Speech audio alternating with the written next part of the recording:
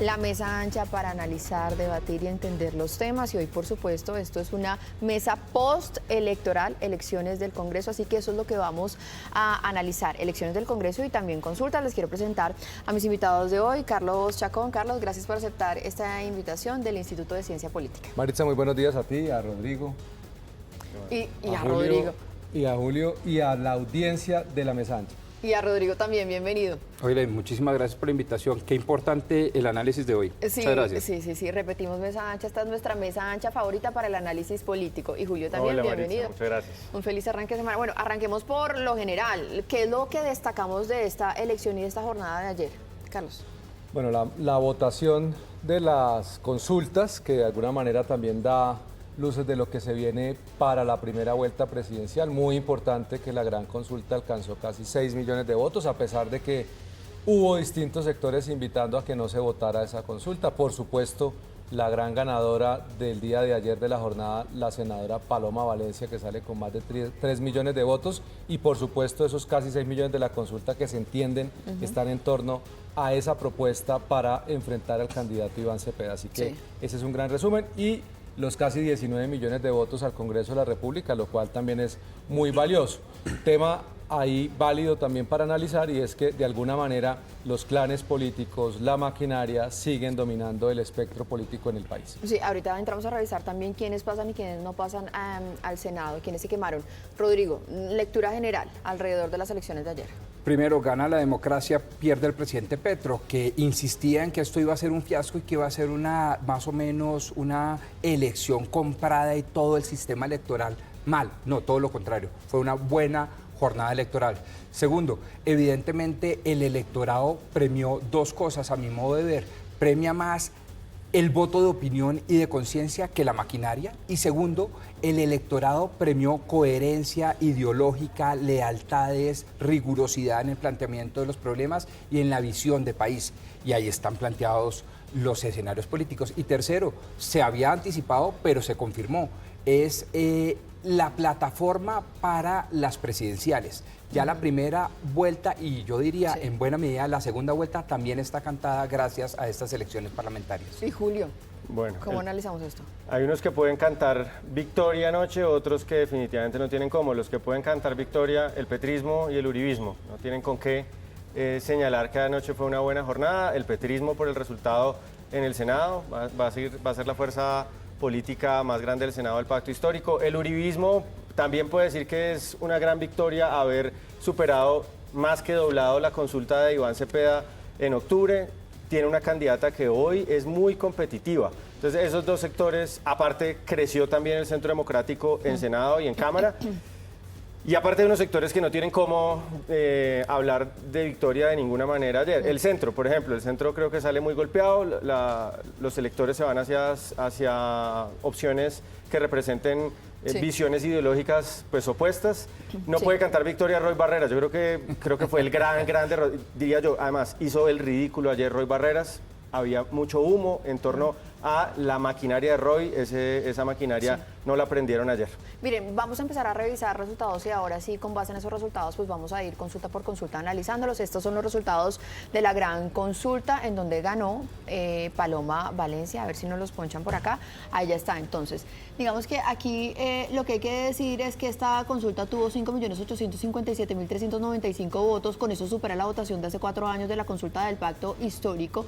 Paloma Valencia obtiene 3.236.000 votos y Juan Daniel Oviedo tiene el 17.8%, es decir, 1.255.000 votos. Entonces, aquí la pregunta, con base en esta graficación y digamos con base en estos resultados es, ¿cómo se reconfigura el partidor para las elecciones presidenciales con este nuevo resultado? Porque hasta antes de ayer lo que habíamos visto era simplemente las opciones de los extremos. Iván Cepeda, Abelardo de la Espriella, Paloma Valencia, se convierte ya hoy con estos resultados en una opción viable, en una tercería realmente de cara a esa segunda vuelta. Pero por supuesto que lo hace una mujer, ¿no? Aquí es interesante. Entonces la centroderecha tiene a una mujer como principal apuesta presidencial, Lo de Juan Daniel Oviedo es muy importante porque entonces es un centro que tiene más votos que lo que parecía ser el centro, se venía diciendo era el centro en Colombia, muy representado en teoría por Sergio Fajardo y Claudia López. Juan Daniel Oviedo sale muy bien posicionado y los restos de la gran consulta pues aportaron a esa apuesta que hicieron con casi 6 millones para llegar a la primera vuelta. Rodrigo, a usted le agrego una cosita a la misma pregunta. ¿Juan Daniel Oviedo debería ser la fórmula vicepresidencial de Paloma Valencia? El centro decide, ¿ese centro le sumaría más o ya está ahí contado? A lo segundo sí y a lo primero no diría yo tercería, primería total. Si alguien puede alzar la presea de la victoria es Paloma Valencia, no solo la gran consulta que fue un invento político sensacional, generó esperanza, ilusión, unió al centro, a la centro derecha y a gran parte de la derecha, llevó a una precandidata como mujer y mujer de qué quilates a estas elecciones, pero además de eso, el centro político, si eso se puede llamar, yo creo que es antitécnico, pero si se podría hablar de centro político, está dentro de la consulta y dentro de la gran consulta representada en Juan Daniel Oviedo. De tal manera que la victoria de lo que es el centro, la centroderecha y la derecha es contundente en torno a una figura femenina. O sea, Juan Daniel sí fórmula o no fórmula. Y Juan Daniel tiene que ser fórmula vicepresidencial y ojalá así lo sea porque eso generaría una esperanza total para poderle ganar al establecimiento. Carlos Augusto, ¿usted dice que Juan Daniel no fórmula o sí fórmula? No lo sé, yo creo que él es el que tiene que tomar la decisión. Yo creo que aquí también hay que acercar otros sectores. Ya la gran consulta se midió, tiene unos votos. Aquí será importante atraer otros sectores, especialmente liderazgos regionales que suben a ese proyecto político. Yo creo que hay algo importante que tener en cuenta. Lo que veía ayer es que la votación de Juan Daniel Oviedo es muy urbana y es muy bogotana. Entonces ese es un elemento importante a la hora de decidir si, digamos, si es lo más adecuado para Paloma Valencia irse con un coequipero de una votación que tiende a uno a creer que de todas maneras puede llegar a ella en el escenario que pase a segunda vuelta. Entonces, ese es un punto importante. Pero se convierte en todo caso en la gran figura del centro y creo que el centro es el que define elecciones. Pero precisamente por eso, primero, es bogotana, a Paloma no le fue tan bien en Bogotá. Segunda, es mucho más icónico que Paloma. Tercero, representa más el LGTBI que complementa muy bien a una mujer, la primera mujer presidente de Colombia. Sí, y mujer del uribismo, ¿no? Entonces cuarto, es un... si de regiones se trata, para eso está el uribismo y todas las fuerzas políticas del Partido Conservador, del Partido Liberal y ojalá del Partido de la U, que ojalá se atraigan a este nuevo fenómeno político. El inconveniente que veo también es que es probable que Juan Daniel Oviedo esté pensando en la alcaldía de Bogotá después de los resultados de mañana. Entonces, probablemente él prefiera apostar a alcaldía de Bogotá. Vamos a ver qué pasa. Sí, para cerrar esto sobre la gran consulta, ¿ustedes creen que Paloma Valencia, quizás, no sé si lo mencionó Carlos Augusto por ser, o Rodrigo, por ser mujer, en una segunda vuelta pueda, digamos, como que romper esas barreras que hay con el centro? Porque creo que el centro podría decir, bueno, es mujer, la primera mujer en la presidencia, eso también podría llamar al centro a votar por ella. Pero, siga, Carlos. No. Pero claro, y lo digo con mayúsculas y resaltado. Primero, es la primera mujer, pero es heterosexual, pero es de origen conservador, pero es de origen regional, pero además es estrato alto. Es decir, Paloma es un fenómeno en ese sentido. Tiene el uribismo, pero va mucho más allá del uribismo. Y si a eso usted le suma un personaje inédito también, como es el doctor Oviedo, pues usted tiene ahí un salpicón maravilloso para un éxito electoral. Sí. Y le sumo, si a eso usted le dice al elector, oiga, tenemos viento de cola, porque sacamos más votos que la consulta que sacó el doctor Petro hace 4 años, y obviamente duplicamos a Iván Cepeda en octubre del año pasado, pues la gente empieza a decir, oiga, allí sí hay una esperanza, pero es una esperanza con votos. Y el político de maquinaria le encanta la esperanza, pero la esperanza con votos. Miren, tengo que pasar a revisar rápidamente los resultados de las otras consultas para que sigamos analizando. Entonces vamos a revisar en este momento la consulta de las soluciones, en donde ganó Claudia López con el 8.1% y le siguió pues Leonardo Huertas. Esto ya estaba prácticamente cantado. Claudia López dice, somos la segunda consulta más votada. Es una votación muy bajita, pero creo que ella sí tiene razón en algo, y es que no estaba esperando también estar por encima de Roy Barreras y Daniel Quintero, que sí llevaban maquinaria. Y les voy a pedir a nuestro equipo de producción que pongamos de una vez la otra consulta, que es la de Roy Barreras, la del Frente por la Vida. en donde ganó Roy Barreras. Eso sí, Roy le ganó incluso a las encuestas que no le estaban dando como ganador, con 257.000 votos. En segundo lugar, Daniel Quintero. Con estas gráficas yo quiero preguntarles a todos ustedes, Julio, ¿cómo quedan los candidatos por fuera de las consultas? Porque uno dice así a primera vista, muy rápidamente, Iván Cepeda sale fortalecido, Sergio Fajardo queda prácticamente borrado y Abelardo de la Espriella queda un poquito también barrido con la votación de Paloma. ¿Cómo quedan los que no se midieron en las consultas ayer y no aparecieron en esos tarjetones? Esa alternativa que algunos habían dibujado en Roy Barreras para disputarle el campo de la izquierda a Iván Cepeda desapareció ayer. Roy Barreras ya no es un actor relevante en la carrera presidencial.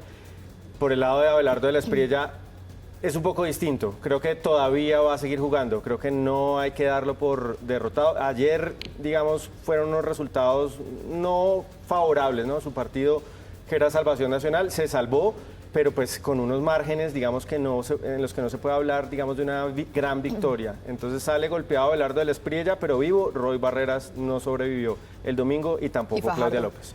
Fajardo, creo que en ese escenario que estamos hablando de el centro, o ese centro que él quería representar, que era algo así como un centro izquierda, tampoco tiene, digamos, espacio electoral. Como lo veo, esos candidatos ayer salieron del tablero. Sí, Rodrigo, esos candidatos por fuera de consultas. No, yo lo que creo es que los votos de la doctora Claudia López se van a Iván Cepeda, los votos de Roy Barreras se van a Iván Cepeda. Con eso te respondo que ellos de centro no tienen mucho, estoy hablando electoralmente, ideológicamente, se van para la izquierda, así lo han dicho, entre otras cosas, sus acciones políticas en el pasado. ¿Quiénes se fortalecen? Las coherencias ideológicas en torno a lo que se llama, y yo creo que mal llamado, con el perdón de usted, uribismo. No solo el uribismo, sino un uribismo rebobinado, un uribismo oxigenado, un uribismo dentro de una gran consulta que le está proponiendo al país algo totalmente distinto. Es decir, unas bases uribistas, pero también unas bases con Mauricio Cárdenas, David Luna, Oviedo, etcétera, todo el establecimiento, liberales de verdad, conservadores de verdad y alguno que otro libertario, con el perdón del doctor Carlos. Entonces, con eso digo que el centro, el tal centro, no existe, pero si existiera quedó borrado. Entonces todos esos votos se van para... Por eso, no, pero el pobre Fajardo, el doctor ¿dónde? Fajardo, no, es que esa gente va a terminar con un voto reaccionario, muy marginal, y cuando se le pongan difíciles las cosas, va y votan por Iván Cepeda. O en blanco. Carlos. Sí, es valioso. Fajardo sacó en el 2022 un poco más de 800.000 votos. Claudia acaba de sacar 500.000. Juan Daniel Oviedo 1.200.000. Entonces Juan Daniel Oviedo está representando una opción de ese centro, podría no decir una centro-derecha o un centro-centro, como les gusta aquí decir en Colombia, porque todos lo quieren volver centro para no sentirse que están en un lado o en el otro. Pero vea, lo cierto es que es una reconfiguración interesante. Porque no están en un lado ni en el otro. Exacto. Yo no estoy tan de acuerdo que aquí sea todo el mundo uribista. Mucha gente votó en estas consultas porque ahí es antipetrismo. Lo que en su momento fue el uribismo y el antiuribismo, hoy podríamos decir en gran medida es el petrismo y el antipetrismo y por supuesto un uribismo, pero ahí hay un antipetrismo que no necesariamente es uribista, lo cual está bien, eso hace parte de la expresión política. Tema valioso, lo de Salvación Nacional y Abelardo. ¿Por qué lo digo? Porque de todas maneras que Abelardo haya logrado impulsar la lista de Salvación, es que acuérdense que hace 4 años Salvación no apareció en el Senado, no tenía votos, logró impulsarla. Otros candidatos como Juan Daniel Oviedo, sacando el 1.200.000 su lista al Senado, no, es decir, los votos de Oviedo no se endosaron a su lista al Senado. Entonces, vale la pena destacarlo, entre otras razones porque si Salvación Nacional no alcanza el umbral, esos votos se hubieran perdido.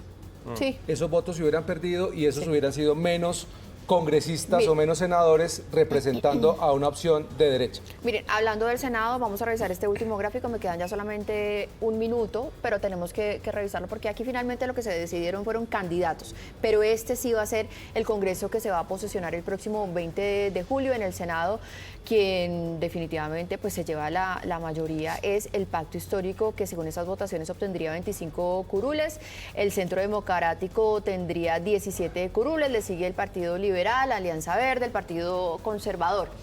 Con este panorama en el Senado, pero en la Cámara de Representantes tenemos que decir que la mayor votación sí la tuvo el Centro Democrático, ¿no? Después estaremos revisando también Cámara, departamento por departamento.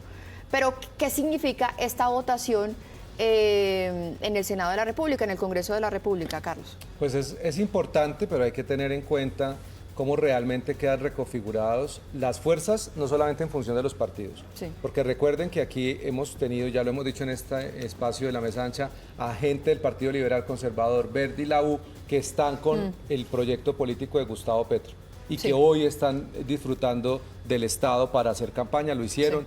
No sabemos cómo se van a organizar de cara al próximo gobierno. Eso será lo que hay que analizar en los próximos meses. Rodrigo.